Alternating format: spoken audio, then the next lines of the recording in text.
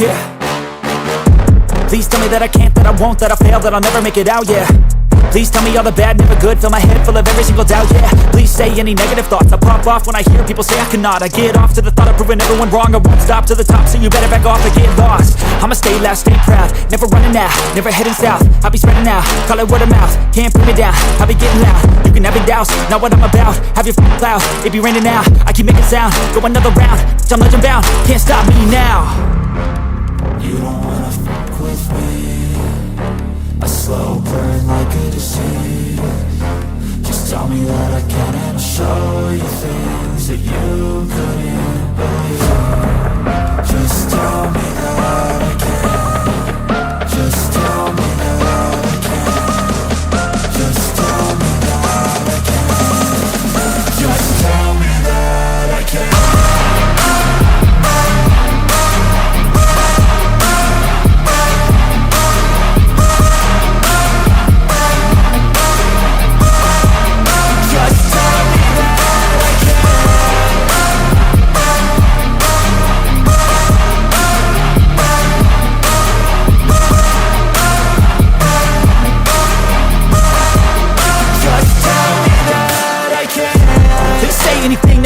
Cause I just wanna hear it out your mouth, yeah. Give me fuel, it's a tool that I use to go ahead and run my mouth, yeah. I take shots, I take loss, I make shots, I miss lots. That's how you get big boss, you get yachts, you swing lots and pop off a big shot.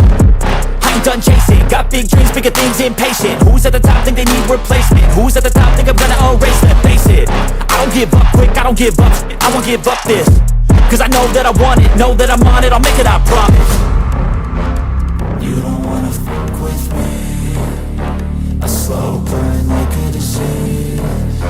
Just tell me that I can and I'll show you things that you couldn't believe. Just tell me that I can. Just tell me that I can. Just tell me that I can. Just tell me that I can.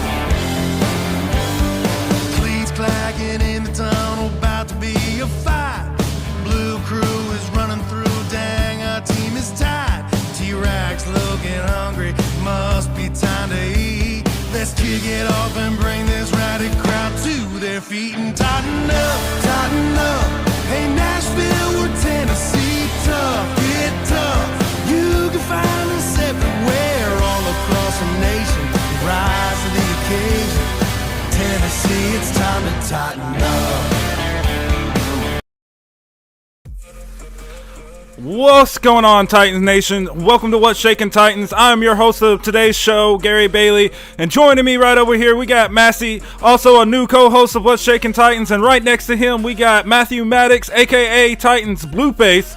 So guys, man, we're here to break down a post-game coverage. So, man, it was a brutal game for Titan fans out here. The Cleveland Browns absolutely throttled us today. So with all that being said, let's get into this. Let's start breaking down what went wrong for the Tennessee Titans. So guys, I mean, what do y'all got to say about this game so far? I mean, it was a pretty rough one out there. So what's your thought, Massey? Just very bad execution. Pretty much slim to no execution in this game, from what I can see. We got to execute. We got to do better.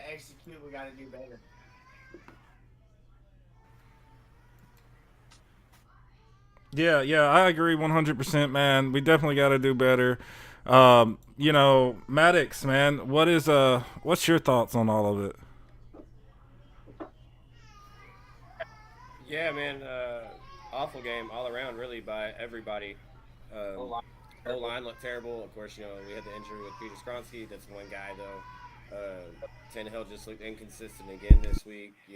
Looked like a lot of week one.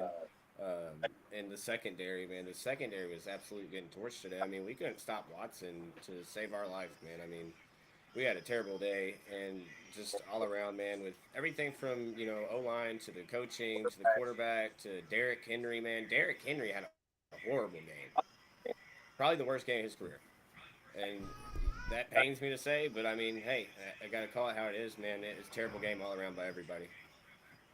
Yeah, definitely agree with both of y'all there. We got to execute better.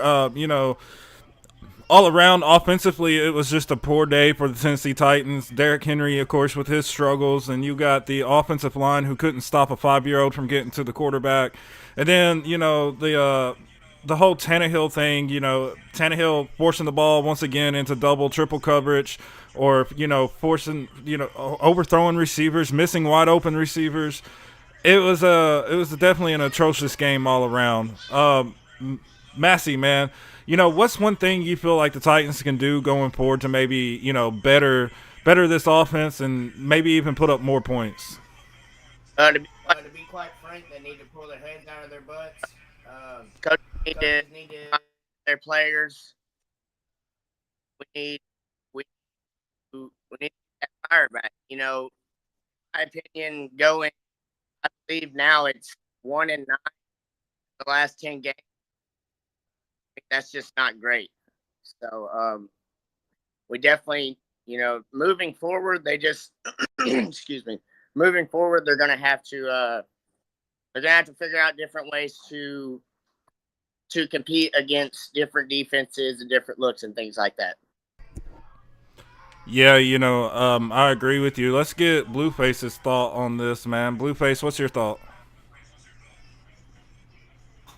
Yeah, man. I mean, moving forward, I just say, man, there's got to be something to happen and just click with this team, man. Somebody's got to get control back of this. I said this last year, man. I feel like Vrabel lost this team after the Green Bay win and all that happened. After that, Vrabel completely lost this team. So I still don't think that he's got, the faith in the team and control of the team again like he did, when we were making these playoff runs and we made these long pushes. So I think it all starts with the coaching, really. Tim Kelly's not calling good games. Like, I'm sorry, but give me Todd Downing back. At this point, he's just not calling good games for us, man. The play call has to change, man. It all starts with the coaching. I'll just say it like that. It all has to start with the coaching at this point because we've changed quarterbacks, man. We've changed linemen. We've gotten new receivers, different defensive guys. We've tried stuff, man. We fixed the kicking problem. At this point, man, common denominator goes back to the coaching, I think. Yeah, I agree with you there, man. Leadership starts from the top up, so we also got to put some blame on Mike Vrabel. Of course, I was messaging you throughout the game. We were talking about Tim Kelly. Man, I kind of mentioned this to you earlier privately, but I really think that just how we underutilized Henry yet again, it played dividends. I mean, there's one point in the game where Derrick Henry started ripping off 9 yards per carry, and then what did we do the very next play? Tim Kelly pulled him completely out of the game. Well, Henry's not the type of running back who you can put in there with cold feet. He needs the consistent play. He needs to be in that game consistently, and he gets better as he goes on. So there's a lot of blame that we can kind of spread out here. So we're going to be breaking this down to all of y'all. But before we do that, guys, we want to take the time just to thank everybody for tuning in to What's Shaking Titans. If you're not yet subscribed to our YouTube channel, please take this time to hit the subscribe button as well as turn on all notifications to get the latest from What's Shaking Titans. Give us a big old like. That will help us out with the YouTube algorithm. That way more people get to see us. We'll pop up more often. And then if you're watching us right now live on Facebook, we want to just tip our hats to y'all guys and say thank you for watching us. And, definitely take the time to share us out to all your friends, to all your group. The more you share us, the more people get to know about us. Sharing is caring, guys. We appreciate every single one of y'all for tuning in. We appreciate all the likes and all the support. So let's bring it back in, our co-host, real quick. Guys, it was a rough one. I mean, it was really a rough game. So, where would y'all like to start, like position wise, and break this down? Do y'all want to start O line, quarterback, receivers? You want to talk defense? Where do y'all want to kind of start with this? I'll start with some positivity, man. Start at the receiving core, man. I'll start negative on it on a bad point. Chigakonkwa, man, he's got to play better this year. He's got to. Saw really good spurts of him last year. He's supposed to be this really good player, and he's literally dropped the ball all season long. So he's definitely got to get better, man. And huge shout out to Chris Moore, man. He's played incredible ball the past 2 weeks. Come up with some huge plays for us. And D Hop's just D Hop. He's making plays where he can, man. Doing the best that he can for us right now with what we give him and the opportunities that he has out there. But receiving core, I will say that as far as Hopkins and Chris Moore, they both look pretty good today. Burks could have had a way better game. There was a couple bad throws to him. Some that were way overshot. That maybe he gets a big play, man. We get back in scoring range, but it didn't happen. So those are all what ifs. But yeah, man, receiving core, man. I think Chris Moore looks phenomenal for us, man. I think he's really stepping up. Yeah, I agree. Chris Moore had that amazing catch where he went up over dude, was able to bring the ball down. That was a good play by Chris Moore. It's really good to see him kind of start to break out this year. And then D-Hop, showed us that he's still D-Hop at times. I definitely would like to see some more yards after catch with him. And then, like you said about Chig, Chig's definitely got to come out. He's got to play harder. He's got to play, more consistently. If the ball hits your hands, which I don't think he had a drop today. I think that was mainly Burks, but I could be wrong. I have to really go back and unfortunately rewatch that terrible game. But, if the ball hits you in the hands, you got to come down with it. But, yeah, man, Massey, man, I'm struggling now. Massey, man, what's your thoughts on the wide receivers? Yeah, you both make very great points on that. We gotta find different zones. I don't feel like there's switching anything once they see, especially. I don't hardly see that many audibles, in my opinion. I don't really see, Tannehill seeing something and then switching it, and then a better play happening afterward. Usually just, let's stick to the script that we practice all week, and then once they get in there, it's not working basically the whole game. You can kind of tell that they were trying to stick to the plan they were practicing in the film that they looked at all throughout the week for practices against the defense, and it turned out going against us. Sometimes plan is always the best thing to do. So as far as the receivers go, I can't take away from the Browns. There was a couple of good plays, could have been caught, but they were some good defensive deflections and things like that. But I do agree on the Chig thing. He's got to block better. Get out there. Maybe they need to figure out some more ways to get Chig involved in the passing and blocking as a whole. So I definitely agree with both of y'all on the receivers. Yeah. So guys, real quickly, we're gonna go to a quick break just for a brief moment.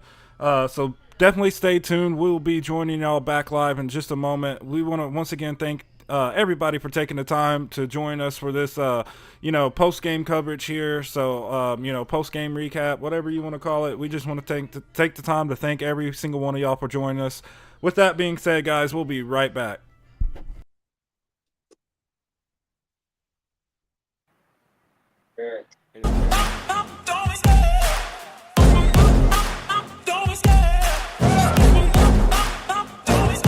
I love the chase and the hunt, and I set the pace when I'm running. I always take what I want and I always give it 100. Don't need a bank, no I'm funded. Play the game like it's nothing. I'm always thankful for something. Don't take for granted, stay humble. Now wake up! It's time to look at the enemy. Look in the mirror if he is no friend to me. It's not working out, maybe it's the chemistry. It's time to break up so I can make a better me. Better believe in your mind, cause it's everything. You can mold, shape, find almost anything. All it takes is some time and some clarity to find your identity. It's mind over everything.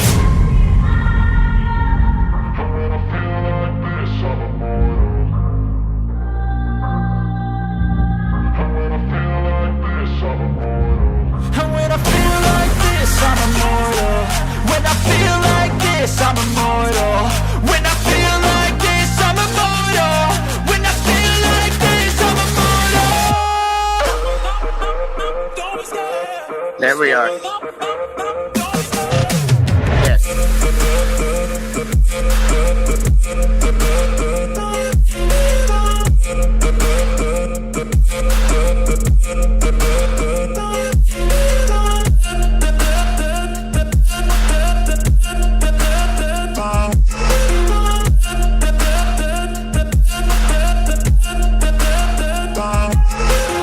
I'm so gone, no I'm never turning back. I won't stop, I'ma fight until there's nothing left. It's so on, you're gonna be hurting bad, cause I've been to hell and back. You don't wanna make me mad, I stay strong.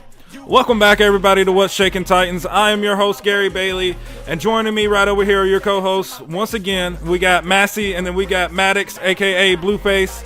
So, guys, man, we're unpacking a awesome and jam-packed episode for y'all here today, going post-game coverage of Week 3 matchup to the Tennessee Titans versus the Cleveland Browns, where the final score was 3-27. Titans fall to the Cleveland Browns as the Browns absolutely throttles the Tennessee Titans.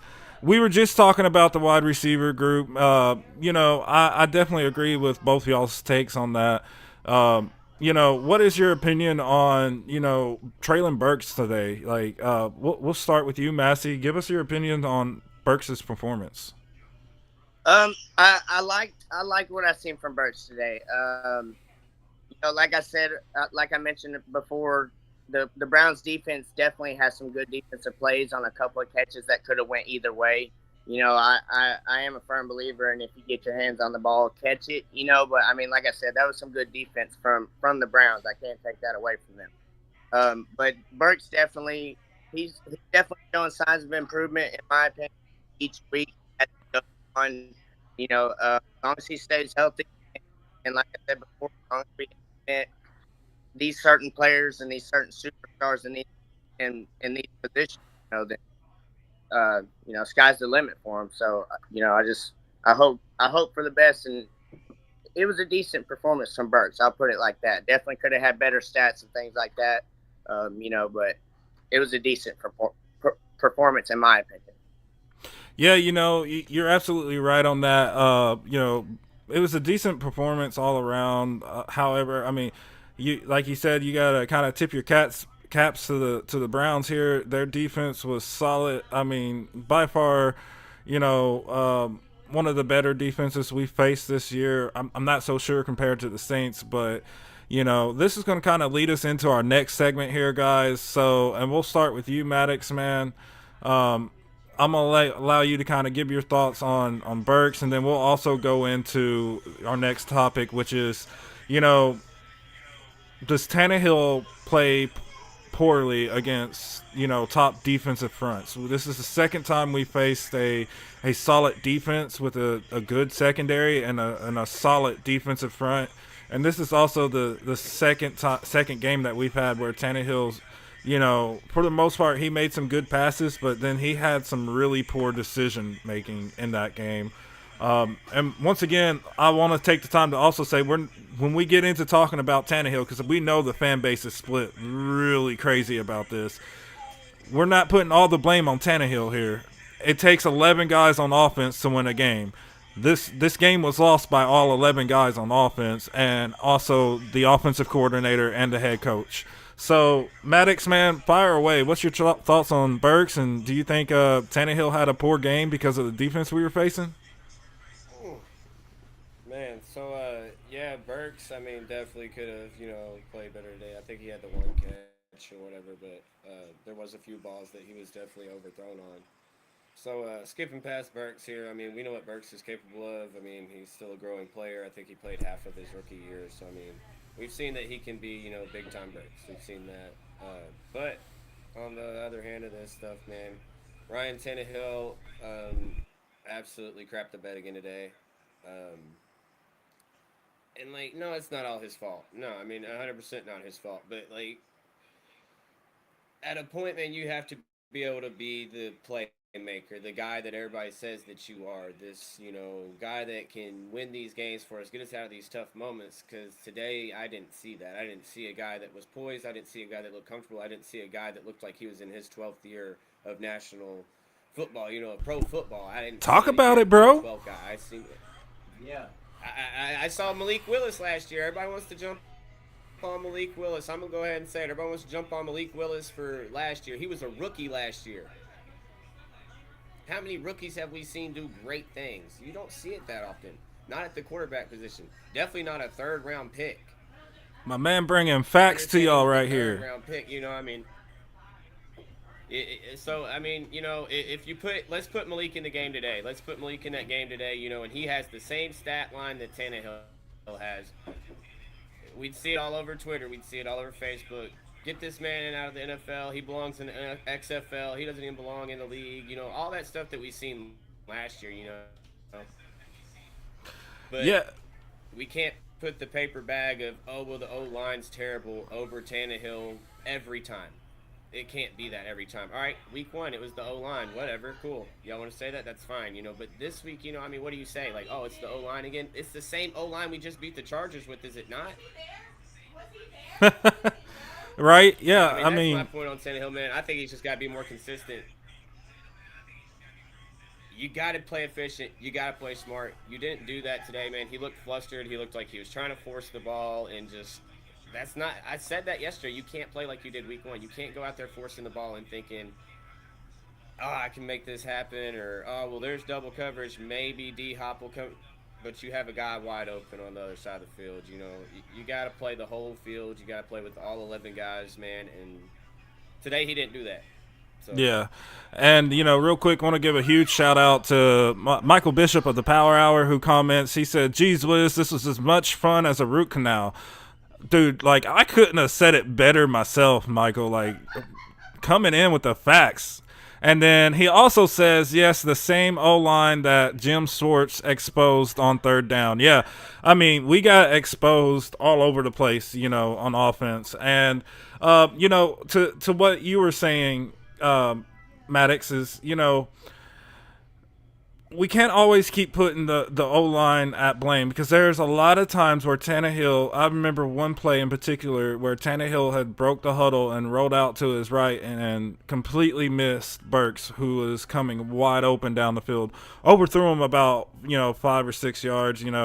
So you have to hold everyone accountable. It, like I said earlier, it doesn't just fall on Tannehill, and it doesn't just fall on the O-line. It falls on everyone as a team.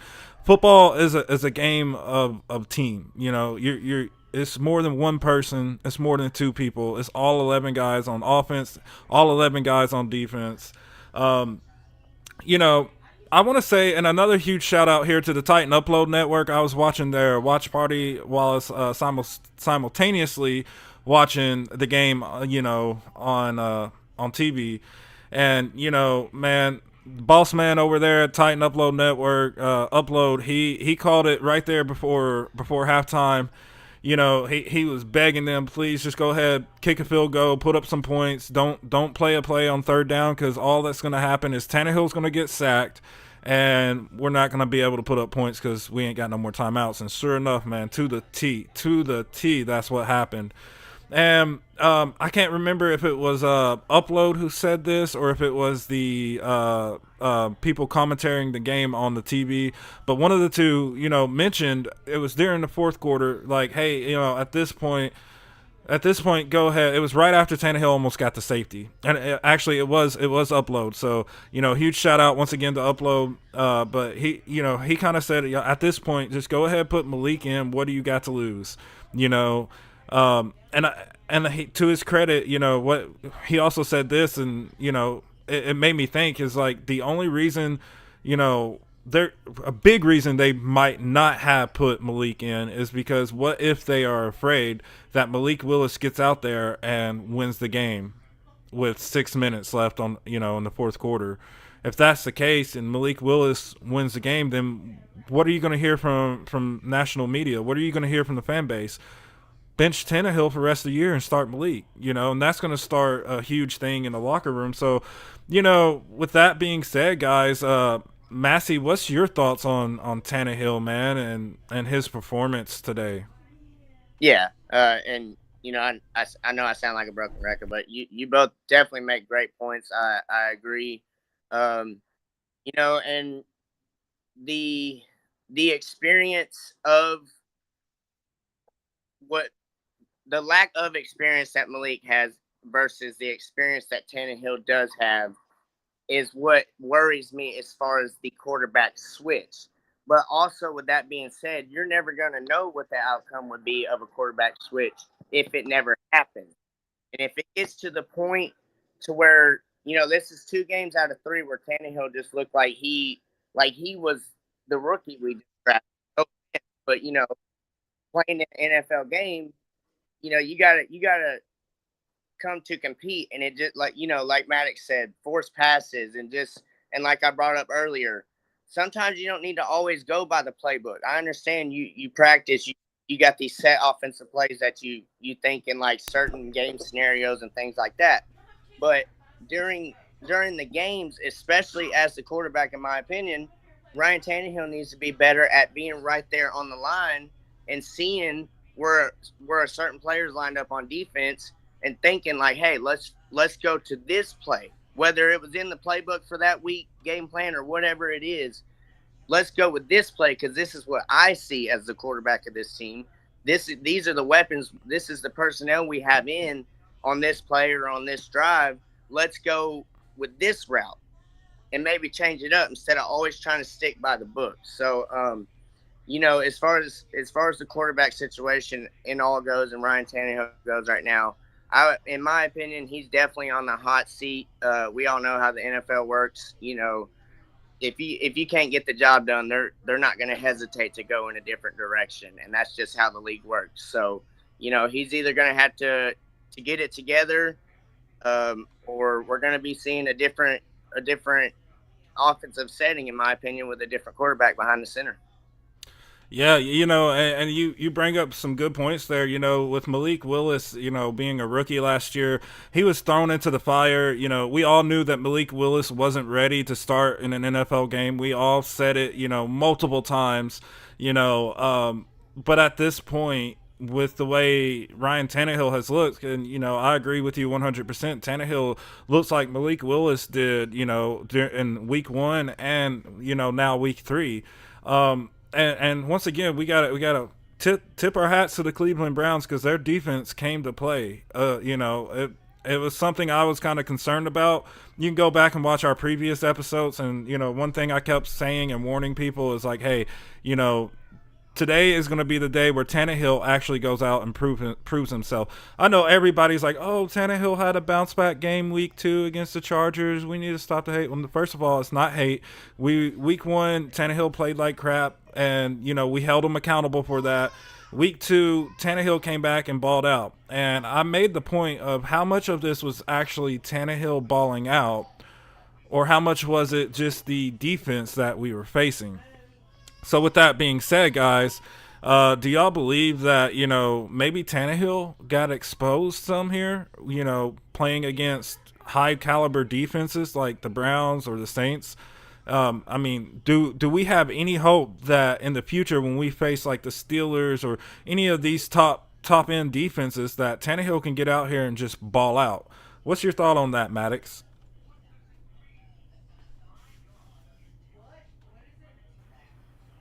Yeah, man.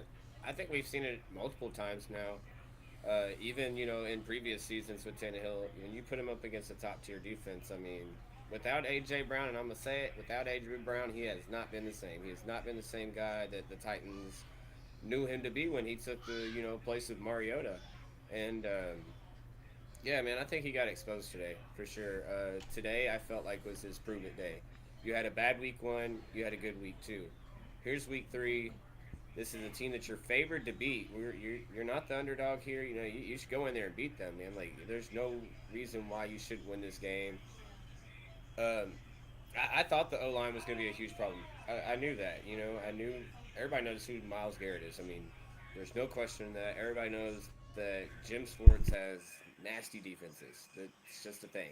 And yeah, man, I don't think he, stood up to the challenge today. I definitely think that he got exposed by the Browns, and hopefully this isn't, more of what's to come, in future weeks. But I definitely like to see, the coaching maybe start to look towards, like the move of Malik at quarterback. Put Will in. I don't care. Yeah, I agree with you there, man. you know, my concern with putting Will Levis in behind this offensive line is just one thing, and that's can Will Levis actually stay healthy? You know, we seen him already kind of get hurt during preseason, you know, and practice and joint practice with the Vikings. And we know that, you know, he's been injury prone throughout his college career as well. So that would be my one concern. But I agree, man. At this point, something has to happen. Something has to change. Whether it's Will, whether it's Malik, you know, we got to start thinking, you know, about the future, because obviously Tannehill is struggling out there. He, you know, especially like I said, against high caliber defenses. You know, first thing I said, and I kind of commented this on Twitter, is you know, Tannehill forcing the ball into triple coverage. You know, that really stood out to me, and it, you know, we've seen him week one force the ball a lot of different times to D Hop, and then you know, what happened? 3 interceptions, boom, boom, boom. And yeah, he almost threw an interception today. I don't know if y'all caught that play or not, but yeah, it literally bounced off the hand of the Cleveland Browns safety, and I mean that was almost the INT right there in our own end zone. So it was definitely a dangerous pass. But Massey, man, you want to kind of talk about your thoughts on everything real quick? Well, I mean, to answer the question you asked, Maddox, yes, I think he was exposed today. And honestly, you know, I feel like he was exposed week one. You know, just because he come back, you know, and had a good game last week. You know, like I said, to answer that question that you asked, Maddox, I feel like yes, he definitely was exposed in this game. You know, I understand being a quarterback in the NFL is not the easiest job in the world. But that goes back to the same thing I was talking about. You know, being a 12-year veteran, like Maddox brought up earlier, you got to be able to see that defense. You got to be able to know, hey, yeah, I know coach called this, but I see this. I'm right here in front of the defense. I see this. Let me try this.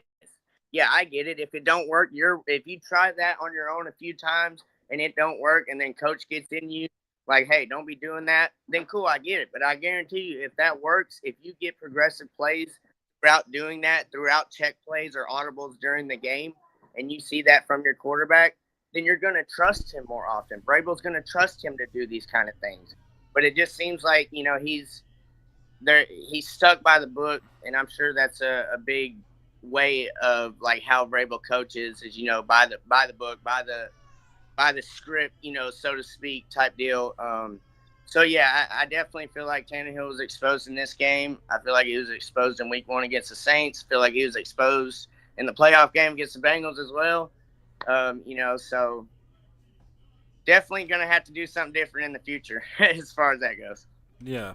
And guys, you know, let me ask you this: in a world of magic and you know, hopes and possibilities, what can Tannehill do to correct this path that, you know, he's kind of going down? Is there any bounce back for Tannehill to maybe, you know, save his save the season and maybe even possibly save his career with the Tennessee Titans? You know, what's your thought on that, Maddox?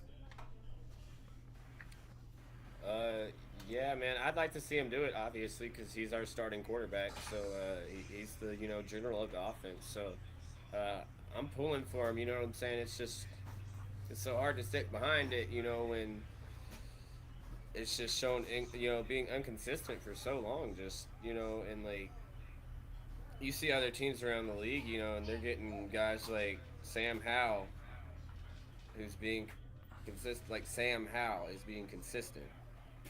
But you're telling me that 12-year Ryan Tannehill can't be consistent with DeAndre Hopkins and Traylon Burks and Derrick Henry. Like, I don't care what the O-line looks like, bro. We gave you weapons. Like, you've got time. You've had plenty. I don't know how many times they said it on TV today. He had plenty of time, just kind of overthrew him there, you know, or just got out ahead of them, you know, and like we've seen that a lot in week one, you know, about a bunch of balls that were overthrown, underthrown, you know, like whatever it is. Like, you can argue, you know, all day long that, you know, the O-line did this, that, and the other, but Tannehill's got to know that he has to be the captain of this team. Like, he's gonna have to step up and he's gonna have to take over, just like he did in 2019 when Mariota went. We pulled Mariota out, put Tannehill in. Man, he showed us, hey, I can be a leader. Yeah. Can take us to the big game. Like, I can get us there. Like, I just need you guys to rally with me. But as a player, how I would look at it is that you're not showing me that you're a leader anymore. You're showing me that you want it to be somebody else now.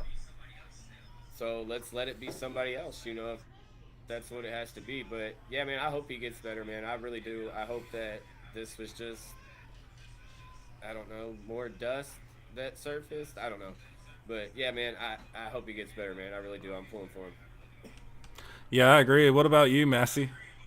Yeah. I'm gonna answer the first question I heard, and that's kind of why thing he can do to save his career. I don't necessarily think so.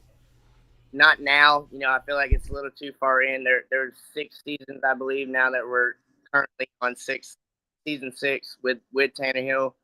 Now my answer was gonna be before you went as far as his career could do. My answer was gonna be his best bet would be to like call it. You had a great run, or try elsewhere, whatever the case may be, with a different system. But as far as saving it with the Titans, like Maddox said again, I definitely would love to see that. Be crazy for any real Titans fan to say otherwise, in my opinion. But you would love to see it. You'd love to see the miracle bounce back, like you said as well. But yeah, as far as saving himself and what has happened, it would have to be exactly that, a miracle, in my opinion.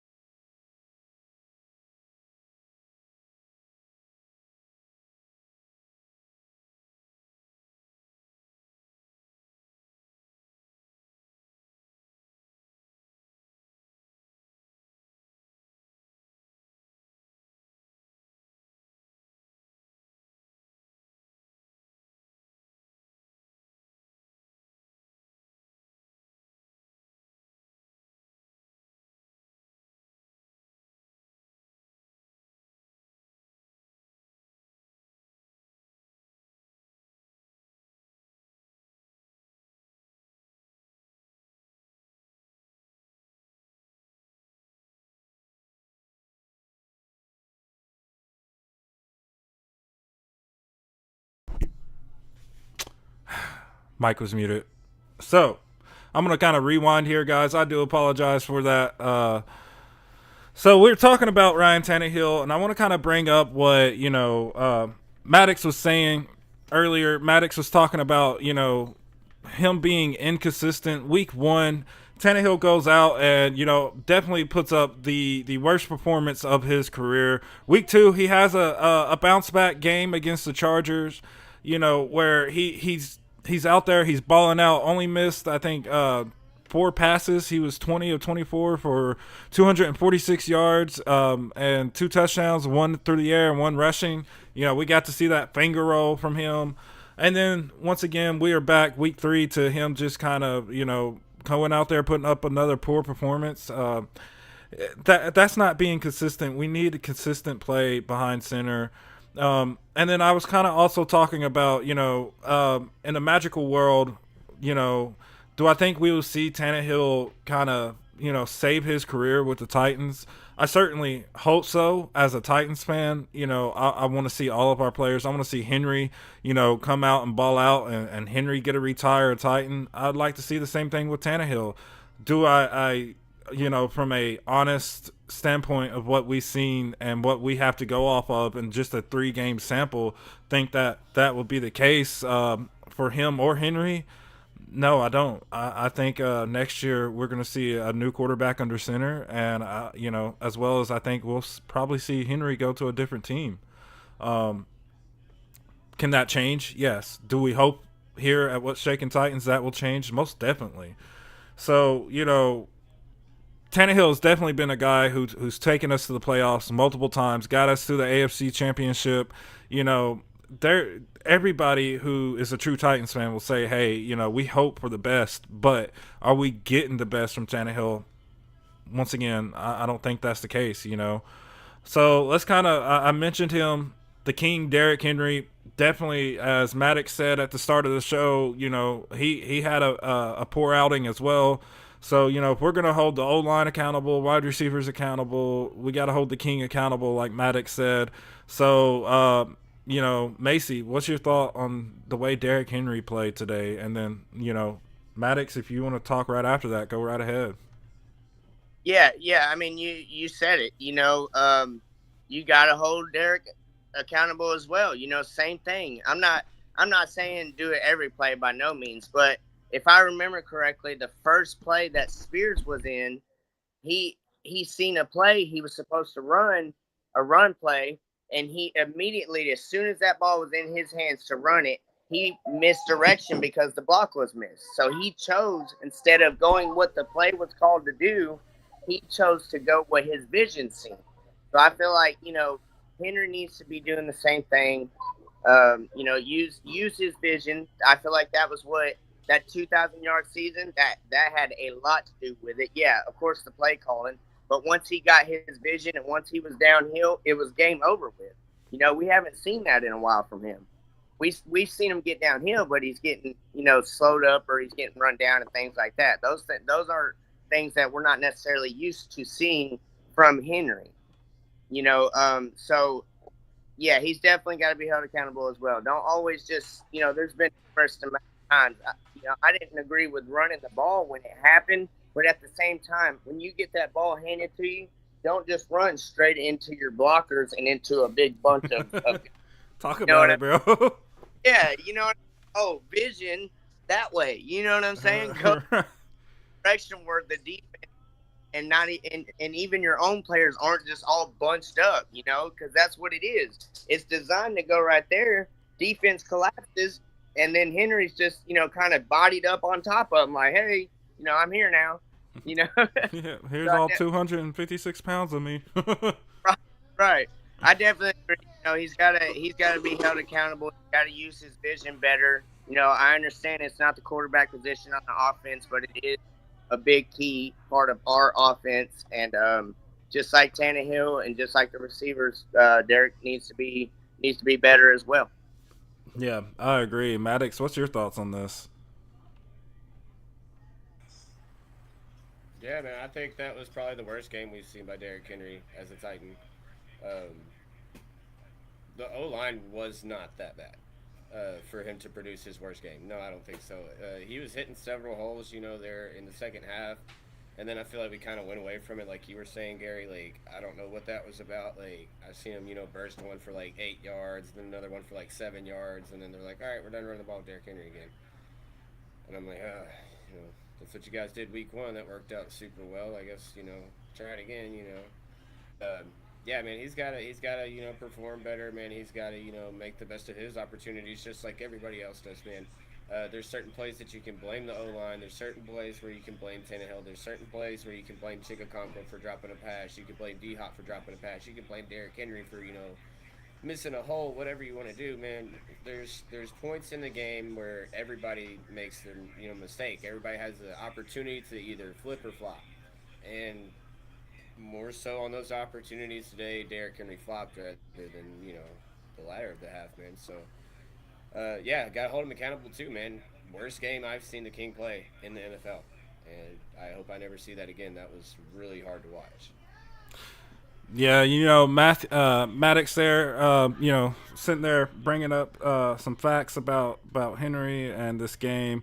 And I want to once again kind of allude to this for everybody who's watching us live right now.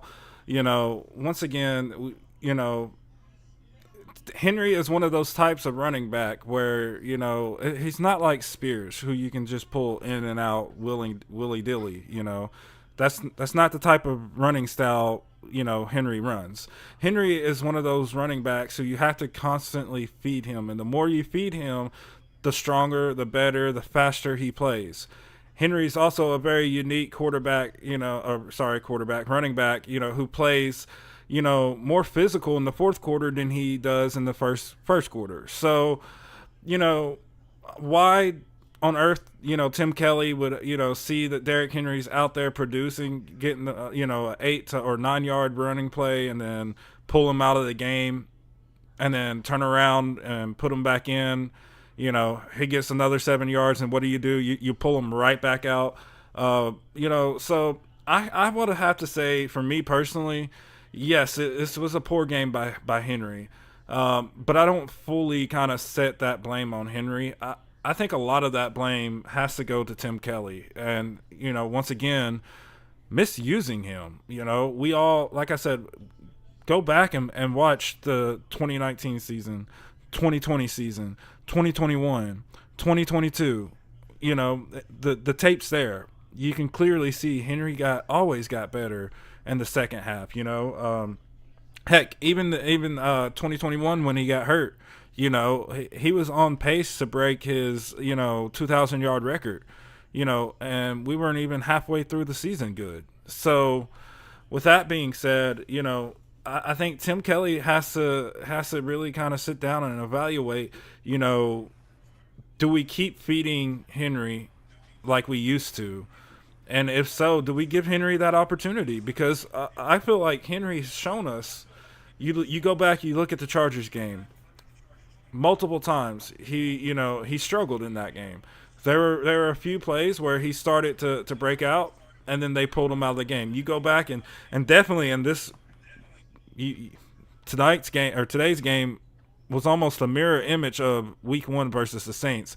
Henry started that game. It was technically the second series for the Titans offensively, but Henry got like 3 snaps, and each snap he was taking the ball 9 yards down the field. He started that first half, for 9.6 yards per play. And then what happened? They just pulled him out of the game, and we didn't see him till closer to the end of close to the halftime, and then he was still at that point averaging 5.3 yards per play. And then when we came out at halftime, we only seen him for a total of 5 plays after that. It's a 50-50 thing here. Henry definitely played bad. He had plays that I'm sure he wished he could take back. One play in particular that kind of bounces off my head, and Macy, you mentioned this, is when he literally ran straight into our center. I mean, just like bodied our center, and then got sacked before he even got back to the line. Stuff like that. Like we don't need to see plays like that. What we need to see is get Henry, scheme him in the open field. Get him open. Whether it's through screen plays, whether it's through toss plays, get Henry room to run. Give him some open field, and this man will take it. We've seen that. So, with that, let's kind of talk on something positive here. And it's kind of hard to really find something positive out of this game. But there, we're going back to like next week, last season. Where we go with this one? We might have to do a little flashback, pretend like this is the 2020 season again. No, so I'm gonna say for the most part, we seen a lot of good in this game, defensively, and yeah, there's a lot of wrong defensively as well.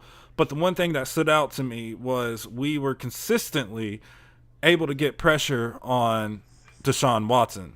Now, here's my big complaint to kind of go with that, because it's like the yin and yang. You have your good, you have your bad, you have your ugly, you blah blah blah blah blah.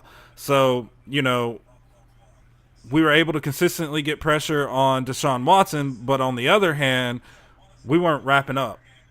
Multiple times, Deshaun Watson was able to slip out. Why? Because they were not wrapping their guys up. So, Maddox, man, what's your thought on this defense and their performance today? Yeah, man. I thought the front four did great today. Like I had said, I was expecting a record breaking day in sacks, man, and I think that if we could have made a decent tackle, that we would have been able to do that, man. I don't know what's going on, man, but nobody could make a tackle to save their life today, and it just looked terrible out there, man. And yeah, got to be better. Got to be more efficient on defense too, man. Like just you can't make those mistakes. There were several plays where we had Watson 6-7 yards back, several plays in a row, and you're not wrapping him up, and he's getting away, and then he's getting these check downs, and they're getting 6-7 yards, and then they do it again, and that's 14 yards now, the first down, and it just added up, man, over time. And the positive, like you said, yeah, we got great pressure on Watson. That's good to see that this front four can come together like that, and they can play that well. McCreary had a great pressure on Watson as well today, so it's good to see that the defense is getting that pressure, but you got to wrap them up. You got to bring them down. You got to finish the play, man. Just finish through. I want to see a Cortland Finnegan type tackle. I want to see those Keith Bulluck type tackles. Like I want to see somebody get hit. We need somebody that wants to hit somebody. It looks like they're afraid to hit people out there, man. That's what it looks like. Yeah, you're 100% right. It really does look like they're out there and they're afraid to hit people. We seen missed tackle after missed tackle after missed tackle, and I personally feel like had we been able to wrap Deshaun Watson up, multiple times that we were able to get pressure on him, we might have seen a different outcome. In this game, maybe we forced a fumble, was able to score defensively. Because I'll be straight up honest with y'all, I don't think we would have put up a touchdown, on this with this offense the way they were playing today. So we would have had to put up some points defensively, and I think if we had been able to wrap them up and rough them up a little bit more, we would have seen, Watson start to make bigger mistakes. Macy, man, what's all your feelings on the defense? Yeah, definitely gotta be better at wrapping up. You two basically said it word for word. The multiple times we had them locked down had Watson just completely done for, and for him to get out of it and then make a few good passes or whatever after he broke those tackles. We have to get the tackle. We have to get the sack on first contact. That starts getting dangerous whenever the secondary sees that it looks like Watson's going down, and they slow up on their coverage, and then next thing you know, the receivers behind them, Watson breaks out and then goes down the field back behind us, for a touchdown or whatever the case may be. So I remember when the play happened when Watson was going down and he threw it back behind him. When that happened, I told Maddox, I said, we have to counteract on that. We have to take advantage of this 2nd and 26. And then the very next play was the double penalty, roughing the passer, and the pass interference downfield. And honestly, in my opinion, both of those penalties were 100% accurate. Both of them were penalties, in my honest opinion. So, Rabel preaches it, and we cannot shoot ourselves in the foot. And I feel like that was exactly what that was definitely a shot in the foot. So, our defense is definitely tenacious. They're gritty. They were going for the ball. I believe we got a fumble recovery. I may be wrong on that, but I believe we did. But anyways, they got to play better too. Like y'all said, we got to get the tackle on the first contact instead of breaking tackles, letting them break the tackles. Yeah, both y'all bringing facts again, man. It's the truth, guys. Of course, we are all huge Titans fans, so I know this is kind of a really Debbie Downer episode. And as a content creator and a host, you really don't like doing episodes like this, but guys, this is what they left us with. So, we can't really go out here and say, oh man, they looked so good. We had opportunities. Yeah, we had opportunities, but I'm going to bring it to you. I'm going to tell you how I see it. I'm going to call it how I see it and how I feel. And Macy and Maddox, they're going to do the same for y'all here at What's Shaking Titans. We're going to bring you the facts, and the facts of the matter is all around it was a poor performance by this Titans team against the Browns today. Once again, to remind everybody, the final score was 30-27. The Cleveland Browns absolutely throttled the Tennessee Titans. I do want to kind of talk about the secondary. I feel like at times we kind of seen this secondary really start to kind of like break out and play a little bit better. But then at times, we've seen them out there making huge mistakes. And then one other thing here that I want us to talk about, with the secondary is, this dirty laundry on the field, man. Like, we talked about yesterday, during our episode, that one of the keys to victory was, keeping this dirty laundry off the field. We got to quit shooting ourselves in the foot, just like Macy said. We cannot keep doing that because, the more penalties we get, the more yards we either give them or take away from us. And, it was just a rough watching, honestly. So what's your thought on the penalties? What's your thoughts on the secondary? Maddox, we'll shoot for you on this one, brother.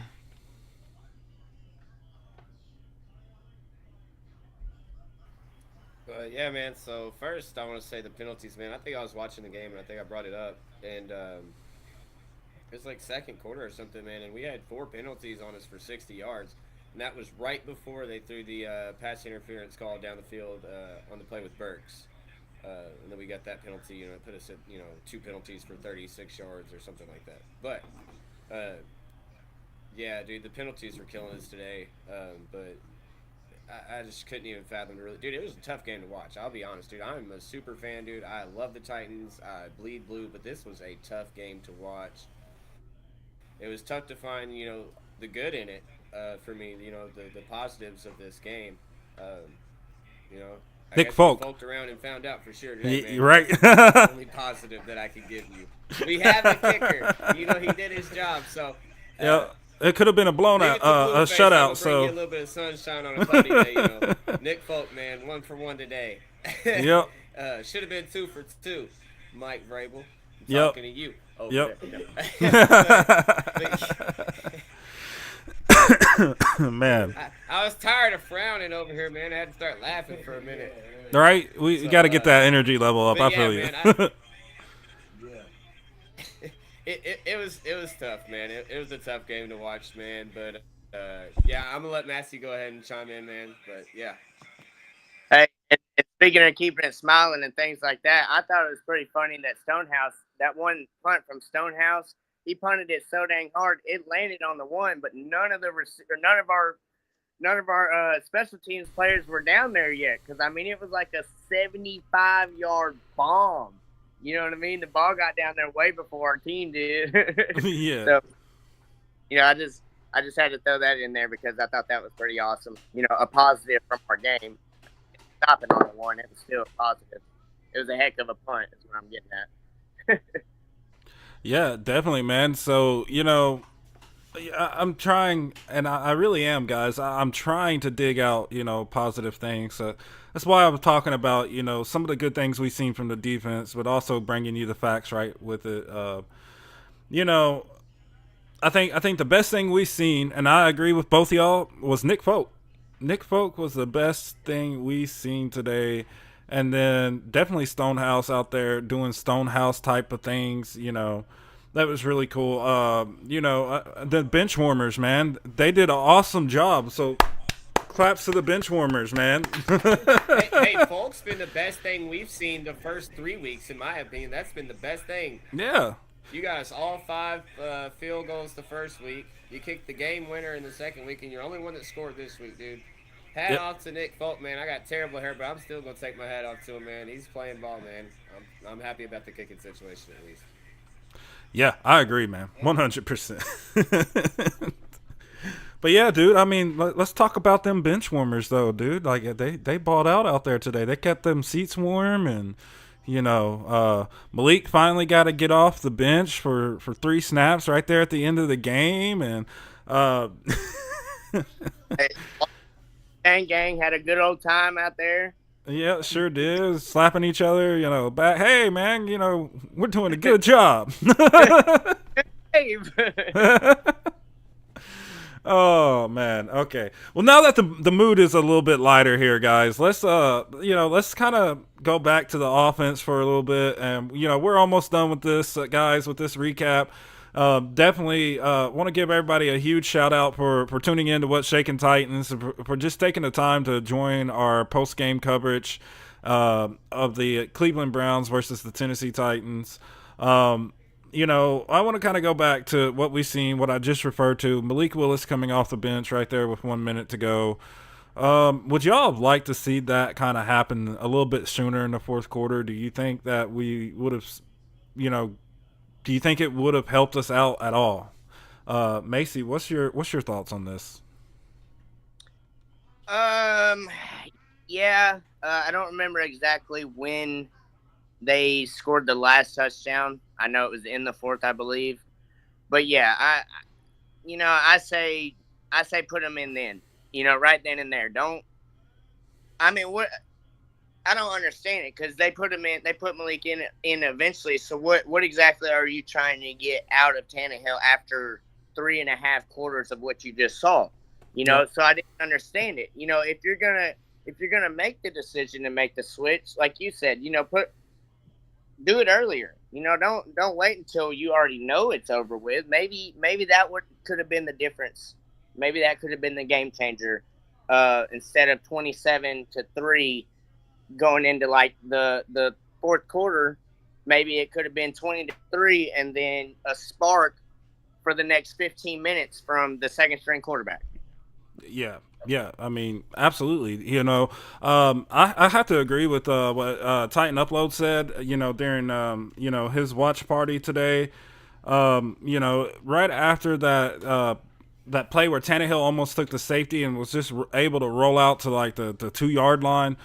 At that point, it's Tannehill. You done showed us everything you have. You've shown us that you've stretched yourself beyond your limit, and there's nothing you can do out here on this field.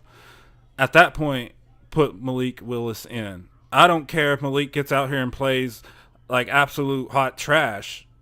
Put Malik Willis in, because there's nothing Tannehill could have done. There's nothing I wanted to see from Tannehill after that point, Maddox, what's your thoughts on it?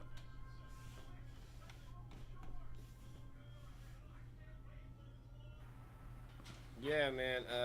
I definitely want to see Malik. I was ready at halftime for Malik, man. I was screaming Music City Malik at halftime. So, yeah, man. I think at a certain point, man, like you have to look at Vrabel and say, man, when is enough enough? When are you tired of seeing this, man? When are you ready to see something different? Whether that something different is worse than what Tannehill just showed us or better. When are you ready to see it? When are you ready to give Malik his chance this year? Because we have to move on at the end of the year. It's inevitable. I don't think Tannehill will be back next year. I think that's done for. So one of these guys, whether it's Malik Willis, whether it's Will Levis, whether you go out and draft another quarterback in the draft that we have no clue what he's going to do for the 3rd year in a row. Might I add that? Mm-hmm. But yeah, regardless of what you do, you're going to have to move on at some point. I think it's, a game where you're not going to change the situation. Okay, let's say you go and you put it in there after that last touchdown. You put them in there after that last touchdown. That's when you make them move. No, I don't think that they're worried that Malik Willis is going to go in there and make this improbable comeback and the Titans win. And no, I don't think that. I'm not crazy, but could it happen? Yeah, but that's not my worry about it. My thoughts on that is that it was Tannehill's game already. It was his game to lose. It was just like in week one. That's why I don't think they put him in week one, because it's Tannehill's game to lose. If you put Malik in the fourth quarter, then you're going to hear online, you're going to go, oh, well, if they would have just left Tannehill in. If they would have just gave Ryan Tannehill, would have been. But if it would have been Malik playing today, would the situation have been different? We don't know. And we're not going to find out until Vrabel makes that change. But I do think that that change is coming. If not this year, it's got to come next year. I do not see Tannehill being back next year. One of these guys is our future, whether it be Malik or Will. Yeah, man, I absolutely agree with you. Hey, and before you Go move on, man, let me add this. A lot of people were calling for Josh Dobbs to return to the team. Josh Dobbs definitely was more productive with the ball than Malik last year. Josh Dobbs is also on his 6th season in the NFL. Malik was a rookie last year. That's not an excuse. No, I'm not taking anything away from Josh Dobbs. Josh Dobbs didn't win a game with the Titans. But Malik Willis won a game with the Titans. Whether he threw for 100 yards or not, we won that football game against the Texans. And then he took us to a great overtime game with the Chiefs, and then almost gave us a win on Christmas Eve against the Texans again. So I'd rather see the guy that has shown us that he can do what it takes to win, because that's what this league is. And it's 11 guys on the field, and you got to be able to look at the guy to the left and the guy to the right and know that they're going to have your back, man. They're going to do what they have to do to help you get the win. And I think that Malik's that guy, man. I think he's a team player, and I think that he can step into a leadership role, as this goes on, because Henry aging out of the roster or whatever it may be. We're going to need new leaders eventually, and I think Malik could be one of those guys for sure. Yeah, bro, I definitely agree with you there 100%, and to kind of go and touch a little bit on what you were talking about, Josh Dobbs came in 6 years under his belt. This is a highly intelligent guy, works for NASA, let's not get it wrong. He is very smart. He knows what to do. He was able to pick up the offensive playbook like it was nothing. So that wasn't shocking to me, from Josh Dobbs. What was shocking to me is that, like you said, Malik Willis was able to get, a win. There were multiple games there, guys, multiple games. And I'm sure y'all remember the Chiefs game. He almost won that game. Multiple games, Malik Willis almost was able to win for us. So, I definitely feel like, if we look at the team we have this year versus the team we had last year, we got a couple, I'd say a couple more key pieces, especially at the receiver core. You got Burks, who is starting to kind of look like he's trying to have a breakout year. Then you got D-Hop, let's see what Malik Willis can do, with these targets, where last year, who was he throwing to? I'm going to quote Vrabel here. Roster, yeah. Give him an improved roster. Yeah, and I'm going to quote Mike Vrabel on this. You remember the press conference last year where he said, who the F are we going to throw the ball to? Well, who the F did you expect Malik Willis to throw the ball to? This is a guy who literally came from an offense that was a one-pass read. He had to learn how to call plays in the huddle. He had to learn how to audible plays. I mean, all this stuff, it is so dynamic what this guy had to go through in year one. And you look at how he played during preseason, he looked like a whole different quarterback. Most definitely would have loved to see him get a shot, more of an opportunity tonight. Like I said, we all seen Tannehill being stretched to his limits. It would have been nice to see what Malik Willis could do with the upgrades at wide receiver. Who knows? Like we said, maybe with his mobility and his absolute cannon of an arm, he could have won us this game. Not saying he would have, but maybe he could have. So, guys, with that being said, I want to take the time just to thank our co-host, Matthew Macy and Matthew Maddox, for joining us here. Guys, once again, awesome show. Thank you for being a part of What's Shaking Titans. Guys, Check us out on Facebook, YouTube, Instagram. We are also on Spotify. Our episode from Spotify from last night, has not been uploaded yet to Spotify or Twitter, but will definitely be uploaded by tomorrow afternoon. So definitely stay tuned for that, or just hop over to our YouTube or Facebook page and you can watch the episode live right there. With all that being said, guys, as we always say, getting out of here, take care and tighten up. Tighten up. Tighten up.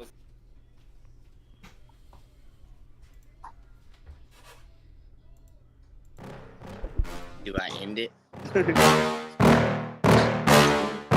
Yeah. Please tell me that I can't, that I won't, that I fail, that I'll never make it out, yeah. Please tell me all the bad, never good, fill my head full of every single doubt, yeah. Please say any negative thoughts, I pop off when I hear people say I cannot. I get off to the thought of proving everyone wrong, I won't stop to the top, so you better back off and get lost. I'ma stay loud, stay proud, never running out, never heading south. This episode of What's Shaking Titans is powered by Bailey's Barbecue. Bailey's Barbecue, smoking good barbecue. It be raining now, I keep making sound, go another round, I'm legend bound, can't stop me now. You don't wanna fuck with me, a slow burn like a disease. Just tell me that I can and I'll show you things that you couldn't believe. Just tell me that I can, just tell me that I can, just tell me that I can, just tell me that I can.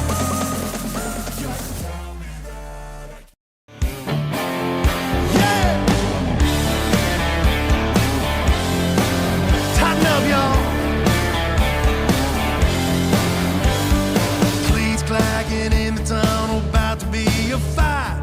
Blue crew is running through, dang, our team is tied. T-Rex looking hungry, must be time to eat. Let's kick it off and bring this rowdy crowd to their feet and tighten up, tighten up. Hey, Nashville, we're Tennessee, tough, get tough. You can find us everywhere, all across the nation. Rise to the occasion.